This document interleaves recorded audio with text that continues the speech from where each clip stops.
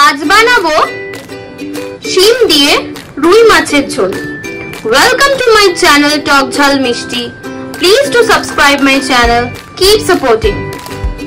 এই গরম হয়ে গেছে, দিয়ে দেব এর মধ্যে সরষের তেল। এর মধ্যে দিয়ে দিচ্ছি হলুদ, দিয়ে দিচ্ছি নুন,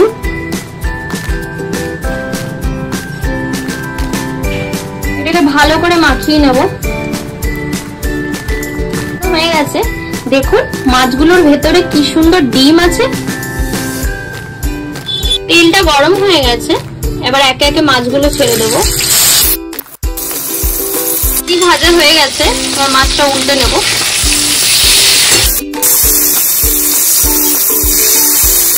আমাদের সব মাছগুলো ভাজা হয়ে গেছে, দিয়ে দিচ্ছি সামান্য কালো জিরে, দিচ্ছি একটা বড় কুচনো পেঁয়াজ, দিয়ে দিচ্ছি কেটে রাখা শিম, পরিমাণ মতো নুন, দিয়ে দিচ্ছি সামান্য হলুদ। শিম আর পেঁয়াজটাকে ভালো করে ভেজে নেব। শিম আর পেঁয়াজটা অলমোস্ট ভাজা হয়ে গেছে, মধ্যে দিয়ে দিচ্ছি কিছুটা টুকরো করে রাখা টমেটো, দিয়ে দিচ্ছি সামান্য গ্রেট করে রাখা আদা, দিচ্ছি সামান্য কাশ্মীরি লঙ্কার গুঁড়ো।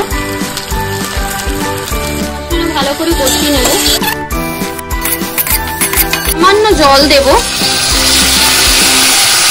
এটাকে ভালো করে একটু নেড়ে নিই।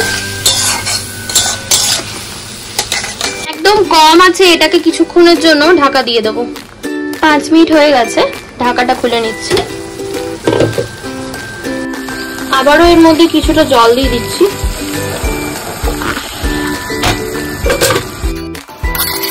এক গ্লাস জল দিচ্ছি, স্বাদ মতো নুন,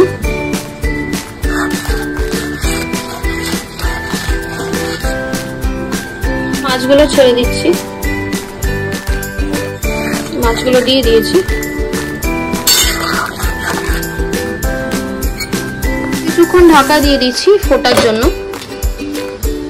10 মিনিট আমাদের ঝোলটা ফুটেছে, এবার ঢাকাটা খুলে নেব।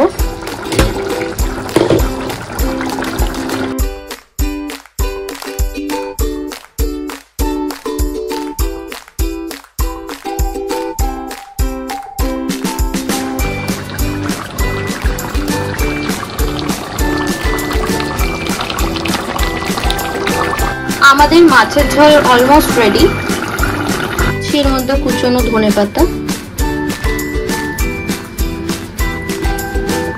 রেডি আমাদের শিম দিয়ে রুই মাছের ঝোল। Thank you for watching my video. Please do subscribe my channel. Keep supporting.